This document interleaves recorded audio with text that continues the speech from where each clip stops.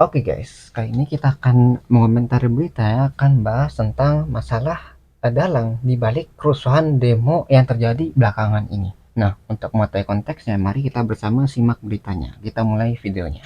Gelombang protes yang berujung pada tindakan anarkistis menjadi atensi Presiden Prabowo Subianto. Prabowo menyebut adanya gejala tindakan di luar hukum yang mengarah pada makar dan terorisme di balik aksi anarkistis.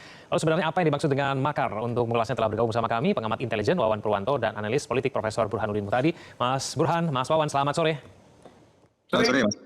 Ya, saya mau ke pengamat intelijen dulu ya, Mas Wawan. Menurut Anda apakah memang ada tindakan yang mengarah pada makar dan terorisme dalam demonstrasi kemarin, Mas Wawan?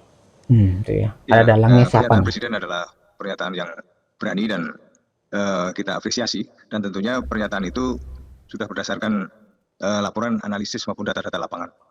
Kalau melihat ada upaya ataupun gerakan yang makar, memang mengarah kepada gerakan yang mendistrust pada pemerintah, yang akhirnya bisa menciptakan situasi chaos dan ketidakpercayaan publik. Dan itu dilakukan karena viral di berbagai media, akhirnya menjalar ke berbagai wilayah. Dan inilah yang lantas juga menyangkut persoalan teror, di mana berbagai aksi menimbulkan rasa takut yang berkelanjutan hingga banyak juga yang korban meninggal. Dan juga Jadi gini ya, masalah viral itu kan kadang viral tuh bisa membantu masyarakat. Jadi pemerintah tuh cepat ya geraknya. Tapi viral ini itu juga bisa digunakan untuk hal yang negatif sehingga orang-orang tuh jadi percaya, wah ini pemerintah nggak ada masalah apa nih, sehingga membuat rasa takut tadi atau enggak membuat kerusuhan. Ya, jadi viral tuh bisa berdampak positif ya karena mempercepat gerak pemerintah, tapi bisa juga berdampak negatif karena bisa menyerang masyarakat tadi yang membuat rasa takut, membuat kerusuhan, membuat kekacauan dan sebagainya. Jadi bisa dua apa ya kayak dua mata pedang pedang bermata dua. Nah, itu jadi bisa bermanfaat ataupun bisa berdampak merugikan juga, berdampak negatif lah. lantas dengan pembakaran dan perusakan bahkan penjarahan dan langkah-langkah lain yang melampaui batas, termasuk pelanggaran waktu yang mestinya pukul 18 itu selesai tapi terus dilakukan hingga malam hari, sehingga ini sudah menimbulkan rasa ketakutan kepada publik sampai akhirnya banyak yang WFH maupun juga melakukan pembelajaran jarak jauh karena tidak ingin menjadi Korban. korban. Inilah sebabnya maka pernyataan dari Presiden tersebut tentu sudah berdasarkan satu analisa dan data-data dan fakta. Demikian. Oke, Prof. Burhan. Ya, jadi presiden tuh nggak asal ngomong gitu ya. Ada analisis atau penyelidikan terlebih dahulu sebelum presiden tuh bisa ngomong. Karena presiden yang namanya pemimpin ya, omongannya tuh sangat berat gitu. Kalau misalnya dia ngomong sesuatu, pasti ada sesuatu di balik omongannya. Jadi jangan tiba-tiba asal omong aja gitu. Ya, jadi kita harus menilai bahwa emang udah ada penyelidikan gitu. Mungkin ada pihak tertentu yang menginginkan Indonesia itu menjadi kacau ya, negara yang rusuh gitu, sehingga bisa dimanfaatkan kerusuhan tersebut untuk kepentingan-kepentingan yang mereka inginkan ya, yang dalang-dalang di balik kerusuhan itu. Indikasi makar dan terorisme dalam aksi kemarin. Sampai terorisme Ya, memang itu kalau juga kita termasuk. amati ya insiden atau kerusuhan yang belakangan terjadi dibanding dengan pola-pola sebelumnya, itu ada perbedaan yang mendasar ya. Jadi belakangan lebih targeted, lebih mengarah pada beberapa oknum tertentu, elit ya, yang disasar. Saya menyebutnya dengan istilah political purge. Jadi kalau kita lihat kan yang disasar rumah Ditargetkan. Sahroni, rumah Eko Patrio, rumah Uya Kuya, Nafa Urbah, dan Sri Mulyani. Dan laporan Republika jelas menunjukkan ada pihak-pihak yang dimobilisir dari luar Jakarta untuk melakukan kiriman. penggerbekan dan penjarahan. Nah, beberapa alamat rumah yang disasar itu sama sekali nggak pernah muncul di publik. Misalnya Bu Sri Mulyani itu nggak pernah flexing. Kalau beberapa rumah atau elit tokoh lain kan mungkin pernah diwawancarai oleh media atau podcast, jadi ketahuan alamatnya. Nah, saya sendiri baru tahu rumah Bu Sri Mulyani ada di Bintaro karena ada penjara Ada yang itu. Jadi ngedoxing. artinya memang tidak bisa diabaikan, ada pihak-pihak tertentu yang mencoba mengair di air keruh. Meskipun menurut saya Presiden bukan sekedar melihat dari aspek koersi mereka yang mencoba berniat buruk menunggangi ya, aksi-aksi massa, tetapi juga melakukan refleksi. Ini penting ya Kevin, karena menurut saya real, kegelisahan di masyarakat itu real. Jadi ada ratusan ribu kalau tidak salah bergerak di banyak kota, itu pasti ada dasarnya. Mungkin saja ada dalang yang memanfaatkan kegelisahan publik itu, tetapi sebaiknya pemerintah mengadres akar masalahnya. Nah, akar masalahnya itu menurut saya adalah tekanan ekonomi belakangan yang menurut saya tidak bisa dimatikan sekedar dengan menerbitkan laporan BPS pertumbuhan ekonomi kuartal kedua 5,12%. Karena faktanya daya beli kita melemah, harga beras meningkat, ya. Kemudian ini data yang sangat mencengangkan ya. Aspiring middle class meningkat, kelas menengah drop. Kelas menengah kita itu drop dari 23% ke 15%. Pengangguran 7 juta, pekerja tanpa upah 20 juta. Sementara mereka yang berpendapatan serabutan, kelompok informal, gig workers itu 31 juta. Jadi ini tekanan-tekanan ekonomi pada saat yang pas sama mereka diminta untuk efisien, program-program yang berkaitan dengan mereka dikurangi, tetapi elit politik justru meningkat privilege-nya. Nah, Jadi itu yang mereka masalah. mengalami kenaikan tunjangan, joget-joget pula. Nah ini yang Hmm. menurut saya menunjukkan Itu semacam memancing. kebodohan yang harus diadres oleh pemerintah, yang saya jadi akar masalah. Jadi kalaupun toh misalnya nanti pemerintah mampu menangkap dalam kerusuhan di beberapa tempat, tapi kalau akar masalahnya tidak bisa diselesaikan, saya khawatir muncul lagi di kemudian hari. Nah, Ya kayak gitu. Jadi benar ya, apa yang disampaikan tuh akar masalahnya, jangan cuma nyalain masyarakatnya yang melakukan kerusakan. Tapi kalau akar masalah yang diselesaikan, kemungkinan masyarakat juga akan ikutan tenang gitu. Bayangin misalnya tadi dari pemerintah kan bilang, dari BPS ya, Badan Pusat Statistik bilang, wah Indonesia aman-aman aja nih, peningkatan ekonominya naik dan sebagainya gitu. Tapi apa yang dirasakan masyarakat, kok susah ya, mau nyari makan susah, gajinya nggak nentu, terus gajinya kurang untuk memenuhi kebutuhannya. Jadi datanya tidak mencerminkan keadaan masyarakat yang dalam keadaan stabil ekonominya. Jadi kayak menurut data aman, tapi dalam lapangannya itu kok nggak aman gitu. Banyak yang nggak sesuai dengan apa yang dirasakan oleh masyarakat. Sehingga kayak ini jangan-jangan pemerintah nih bohong gitu kan dengan data-data tadi gitu, kayak dimanipulasi supaya terlihat aman padahal tidak sebenarnya. Nah inilah yang menyebabkan kerusuhan atau demo tadi itu terjadi di banyak daerah gitu kan, apalagi kemarin tuh yang peningkatan pajak sampai ratusan sampai ribuan persen, itu kan bermasalah sekali. Bayangin bisa lebih dari 10 kali lipat itu ya, ada orang dapat pajak yang awalnya mungkin 3 juta bisa sampai 30 juta, itu gara-gara peningkatan pajak yang sangat besar tadi gitu. Itu yang ingin dipertanyakan oleh masyarakat, ini pemerintah benar nggak sih kerjanya gitu, atau hanya menutupi kejadian yang jelek-jeleknya dengan data tadi ya, dengan statistik yang tidak mencerminkan keadaan sesungguhnya di masyarakat itu. jadi caranya, selain aksi penegakan hukum yang dilakukan oleh pemerintah, pemerintah menurut saya ada baiknya melakukan rekalkulasi, terutama alokasi anggaran yang dianggap kurang tepat untuk pemberdayaan dan pemanfaatan buat ekonomi sebesar-besarnya buat rakyat. Ya, Mas Wawan, kalaupun memang Tepat ada dalam sasaran. demonstrasi kemarin, siapa yang memiliki kemampuan itu? Sekuat apa pihak itu atau sekuat apa Nah infrastruktur nih yang dimiliki yang ngomongin kemudian bisa dalangnya siapa melakukan nih? atau mengorkestrasi mengenai demonstrasi yang begitu besar itu, Mas Wawan? Ya kan jejaring tentu dipakai ya, dan mereka bergerak menggunakan tangan-tangan yang lain, dan tentu saja juga perlu dukungan pendanaan yang cukup, karena Oh juga ya, uangnya di mana mereka nih? melakukan langkah-langkah yang tersistematis ya, sehingga ketika terjadi pembakaran pun sudah tersedia bensin dan bom molotov yang ada di situ. Oh kan udah Kemudian di tempat disediakan. lain juga sudah tersedia. Jadi misalnya bergerak di 2 tempat, mestinya kalau tidak disiapkan kan di tempat yang satunya belum ada, ternyata sudah siap. Dan ini Jadi karena gerakannya serentak, berarti ada yang menyediakan nih bom molotovnya. Jadi udah ada di lapangan, tinggal pakai aja. Nah orang yang sedang marah, sedang nggak tahu perasaannya kemana-mana, jadi wah nggak ada bom molotov, pakai aja lah gitu. Yang awalnya mungkin ingin demo ya secara damai, tapi gara-gara ngeliat bom molotov tadi ingin membakar eh, misalnya fasilitas umumnya, bangunannya, terus mungkin kendaraannya yang ada di sekitar pemerintah tadi ya, entah itu dari segala halnya lah yang ada di sekitar situ, sehingga bisa menimbulkan korban jiwa dari kejadian seperti ini ya. Jadi karena disediakannya itu, jadi masyarakat tinggal make, kan mempermudah aksi anarkisme ya. Nah, ya. kemudian pergerakan tiba-tiba adik-adik kan yang tadinya murni, Ya. mereka selama ini kan juga pernah menduduki DPR itu kan, dan DPRD bukan hanya sekali aja, berjam-jam juga tidak ada masalah. Ini tiba-tiba cuma 1 jam sudah terjadi Duh, kebakaran, ya, serentak dan gitu. di situ masih kelihatan pelaku-pelaku yang tidak dikenal, artinya Tuh, bukan penyusup-penyusupnya. mahasiswa seperti apa yang biasa demo. Inilah sebabnya maka kalau tadi dikatakan apakah penggerak itu mampu menjangkau kepada ini ya, dengan jejaring itu maka ini mereka bisa Harus menjangkau. ditelusurin. Karena selalu saya ingatkan bahwa kalau ada gejala-gejala yang tidak lazim, segera balik kanan aja daripada nanti menjadi korban.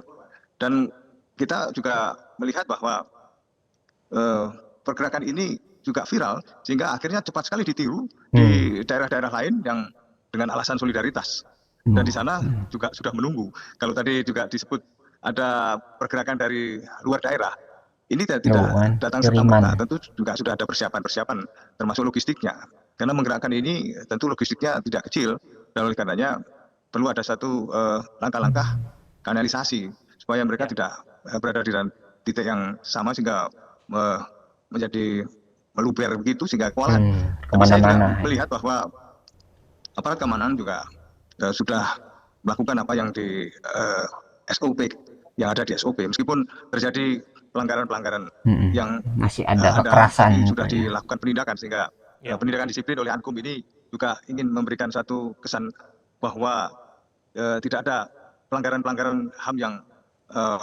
dilakukan Iya. dan diizinkan kan begitu. Oleh karenanya kita semua dalam kondisi capek ya, bergerak dari subuh sampai tengah malam, tentu Oh kadang-kadang ya. lost control. Inilah yang perlu dijaga bersama-sama, dan yang kita sayangkan memang ada jatuh korban meninggal, dan saya secara pribadi juga menyampaikan turut berduka cita atas jatuhnya korban ini, dan kita ingin mengambil hikmah supaya ini, Iya, jadi kalaupun nanti pelajaran. adik-adik menyampaikan aspirasi, dipersilahkan, memang itu hak konstitusional.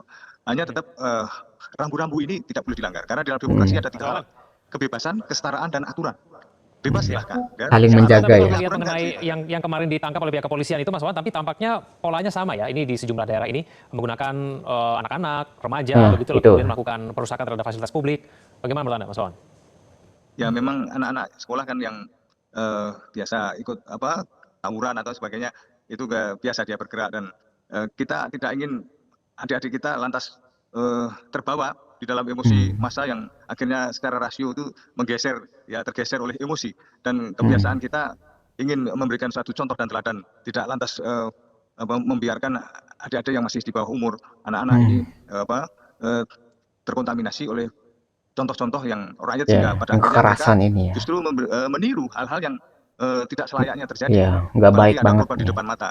Oleh karenanya kita berkewajiban lah untuk juga mendidik dengan memberikan contoh dan teladan, supaya adik-adik ini kalau menyampaikan aspirasinya dipersilahkan, tapi tetap pada koridor sopan santun, dan juga tidak melanggar pengguna jalan yang lain, tidak merusak fasilitas publik, maupun juga tidak Iya. melakukan langkah-langkah menjarah yang pelanggar hukum, yang akhirnya justru mereka juga akan terlibat di dalam kasus hukum. Karena apa? Heeh. Film-film juga ada gitu kan, dari Merusak. kamera-kamera yang ada, sehingga bukti-bukti konkret yang akhirnya bisa dengan mudah dilakukan penindakan hukum. Ini yang harus kita sampaikan kepada adik-adik, supaya mereka tetap belajar dan tidak melampaui batas dan melanggar aturan ketika berdemo. Demikian. Ya, jadi ini kita bisa pelajari dari apa yang disampaikan Bapak ini, bahwa provokator-provokator ini kejam banget. Mereka memanfaatkan ya anak-anak yang masih di bawah umur, ya pelajar-pelajar ini yang belum mengetahui banyak atau mengetahui apa-apa tentang demo ini, untuk melakukan kerusakan. Ya jadi bayangin mereka yang ikut, wah demo nih gitu, nggak tahu demo nyampein apa, tapi diajak untuk melakukan kerusakan. Jadi provokator-provokator ini sangat kejam, karena memanfaatkan tadi orang-orang yang masih di bawah umur, yang belum mengerti apa-apa, untuk melakukan perusakan, pembakaran, sampai penjarahan gitu ya. Jadi berbahaya sekali ya orang-orang seperti ini, yang mereka mampu mengorbankan generasi selanjutnya yang masih pelajar gitu, itu untuk melakukan apa yang ingin mereka sampai inginkan ya, yaitu kerusuhan. Ketika ada rusuh ya, mungkin mereka senang ya, yang orang-orang yang dibalik kerusuhan seperti ini. Jadi dalang-dalangnya itu emang mungkin membeli kayak provokator itu untuk memanfaatkan para pelajar yang masih di bawah umur ya, untuk melakukan penjarahan, perusakan, dan kerusuhan ya, dan tindakan anarkis juga gitu. Jadi wah, sangat kejam sekali orang-orang seperti ini, tidak memikirkan ya akibat dari apa yang mereka lakukan. Sayang Mas Burhan, banget. kalau mencermati mengenai sejumlah pernyataan dari Presiden Prabowo beberapa hari terakhir, apakah merefleksikan pemahaman pemerintah terhadap akar permasalahan sehingga kemudian terjadi demonstrasi itu, sehingga kemudian akhirnya ada dugaan ini ada makar dan terorisme dan sebagainya? Iya, pernyataan Presiden sudah banyak mengadres ya isu pihak-pihak tertentu yang mencoba mengalir di air keruh. Isu terkait dengan pernyataan berkaitan dengan makar, terorisme, itu sudah disampaikan oleh Presiden. Dan menurut saya ada dasarnya juga, seperti yang tadi dijelaskan oleh Mas Wawan ya. Kan beberapa laporan menunjukkan pengedropan secara bertruk-truk ya. Misalnya Pekalongan itu kan tercapture itu. Ada truk yang mengangkut belasan puluhan demonstran di luar kota yang masing-masing sudah menyiapkan bom molotov dan bensin. Dan seperti laporan Republika maupun narasi itu kan jelas ada pihak-pihak tertentu yang jelas mencoba memainkan kepentingannya, entah karena alasan apa deh. Tetapi beberapa menteri kan sudah menyampaikan lewat konten mereka dan menyebut salah satu tersangka yang sekarang sedang melarikan diri ke luar negeri ya, yang dianggap menjadi bagian dari apa yang terjadi belakangan ini. Nah, tapi tadi pertanyaan dari Kevin adalah apakah akar masalahnya sudah diadres oleh pemerintah? Kesan saya belum maksimal. Jadi yang terkesan itu koersinya. Yang saya sendiri tidak menafikan bahwa aspek penegakan hukum itu penting sekali untuk memastikan tertib ya, atau order ya. Karena kita kehilangan order, negara belakangan kehilangan wibawa, dan perlu ditegakkan kembali wibawa untuk menjaga marwah institusi atau lembaga atau pemimpin pemerintah. Bayangin aja, Menteri Keuangan rumahnya dijarah dalam beberapa gelombang. Jadi Bu Sri Mulyani sulit sekarang kalau bicara di depan para investor bahwa kondisi Indonesia aman. Oh, rumahnya aja dijarah Iya, sama itu kasihan banget. warga yang tidak jelas, gitu kan. Artinya Heeh. perlu penegakan hukum. Ya. Tetapi saran saya ada dua. Satu, penegakan hukum itu tidak boleh jadi sarana untuk melakukan pelanggaran HAM. Ya, ini penting karena PBB sudah Jadi memberikan pelampiasan wanti-wanti, gitu jangan ya. sampai ada proses pelanggaran HAM dalam penyelesaian kasus demonstrasi belakangan. Yang kedua, nah ini yang paling penting, yang jadi concern saya, Kevin. Ini menurut saya perlu, terutama dari tim ekonomi pemerintah untuk melihat kembali. Karena Iya, data-data meninjau ekonomi kembali. yang dirilis oleh institusi negara dan pemerintah sendiri itu juga cukup alarming. Coba cek tuh, data dari BI misalnya, itu kan jelas menunjukkan tabungan masyarakat drop, Tuh kemudian ya. kelas menengah drop, kemudian pendapatan warga untuk membayar utang prosentasenya naik. Ini seperti rumput kering nih kalau nggak diselesaikan. Karena kalau kita lihat yang turun ke jalan itu rata-rata kelompok aspiring middle class, mereka yang tidak mendapatkan subsidi dari publik, dari pemerintah, karena pemerintah umumnya ngasih subsidi ke kelas miskin. Nah, kelas menengah ini kan atau aspiring middle class ini itu disebut miskin enggak, Ya. disebut Saya kaya juga juga tidak. tidak Nah, ini yang perlu terjebak dikasih gitu ya. subsidi, dikasih semacam tunjangan, termasuk alokasi anggaran yang tepat supaya kelompok-kelompok ini tidak menjadi semacam bom waktu di kemudian hari. Jadi isu utama atau akar masalahnya tetap harus diadres oleh pemerintah dalam rangka menertibkan, ya, kan akar masalah politik itu ekonomi. Kalau ekonominya tidak bisa diatasi, Nah, ya saya itu khawatir sekarang ekonomi. mungkin bisa diatasi, tetapi bisa meledak di kemudian hari. Gitu. Jadi emang ekonomi itu dasar dari segalanya ya. Kalau misalnya masyarakatnya kaya semua ya buat apa demo gitu ya. Demo itu gara-gara yang menyampaikan kita nih sedang kesulitan loh, kita nih sedang menderita loh. Maka pemerintah tuh coba dengar kita gitu. Jadi itu yang ingin disampaikan tadi. Ya apalagi middle class. Middle class itu yang kelas menengah ya. Jadi mereka tuh miskin tidak, tapi kaya juga enggak gitu. Jadi kalau misalkan kan dibantu sama pemerintah nih, dapat bantuan dana, mungkin dapat bantuan sembako dan sebagainya sehingga mempermudah kehidupan mereka gitu. Sedangkan kalau orang kaya yang udah di atas itu kan mereka nggak perlu bantuan juga nggak masalah karena hidupnya sudah mapan. Nah orang yang di tengah ini yang biasanya sering dilupakan, jadi mereka itu mendapat kebijakan tadi ya, kebijakan misalnya bayar pajak iya gitu ya, nggak ada apa ya kemudahan dari pemerintah, tapi harus kesusahan sama kebijakannya karena itu ya terjepit mereka itu si middle class itu. Mereka tuh sering dilupakan. Padahal middle class ini adalah salah satu bentuk indikator apakah negara ini tuh sudah mampu ke apa ya, ke arah ekonomi yang maju atau tidak gitu. Ekonominya aman atau tidak gitu. Kita bisa ngeliatnya dari middle class-nya. Karena middle class ini dia kan bisa berubah menjadi upper class atau naik kelas gitu. Bukannya turun kelas gitu. Kalau misalnya banyak yang naik kelas berarti ekonominya bagus dong. Wah, orangnya makin banyak yang kaya nih. Berarti negaranya makmur. Tapi kalau misalnya middle class-nya itu menurun tapi menurunnya itu ke bawah berarti kan wah ini negaranya ada masalah nih sehingga awal orang yang harusnya menjadi kaya malah makin miskin. Nah itu jadi middle class itu emang salah satu indikator untuk melihat bagaimana pertumbuhan ekonomi di suatu negara gitu ya, suatu daerah misalnya. Kalau makin banyak berarti makin bagus, kalau dia berkurangnya naik ke atas berarti juga makin bagus, tapi kalau berkurangnya turun ke bawah itu akan menjadi masalah karena ya berarti makin miskin makin bermasalah ya ekonominya. Nah itu ya mungkin sedikit menjelaskan tentang middle class. Kenapa pentingnya melihat middle class itu sebagai indikator suatu ekonomi lah dari indikator ekonominya. Oke, baik. Mas Burhan, Mas Wawan, terima kasih sudah bergabung sama kami di Prime Time News. Selamat sore. Ya itu ya.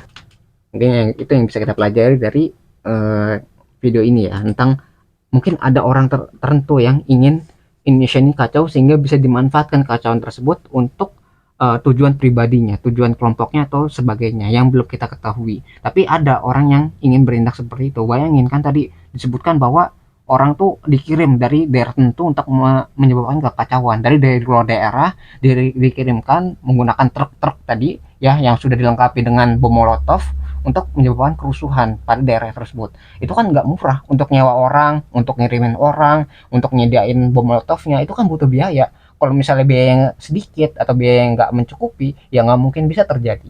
Nah itu yang harus ditelusuri juga. Jadi siapa yang menjadi dalangnya, terus bagaimana cara menyikapi tentang pemerintahan yang sedang terjadi seperti ini. Jadi butuh banyak evaluasi dari berbagai pihak, nggak cuma dari satu pihak tapi berbagai pihak termasuk dari masyarakatnya gitu ya. Ya mungkin itu yang bisa kita pelajari dari berita ini. Kalau kalian tertarik dengan sumber videonya ya, sumber beritanya itu linknya sudah saya cantumkan di deskripsi video. Nah mungkin sekian yang bisa saya sampaikan, semoga video bisa bermanfaat. Kurang lebih ya mohon maaf. Kita ketemu lagi di pembahasan selanjutnya, insya Allah.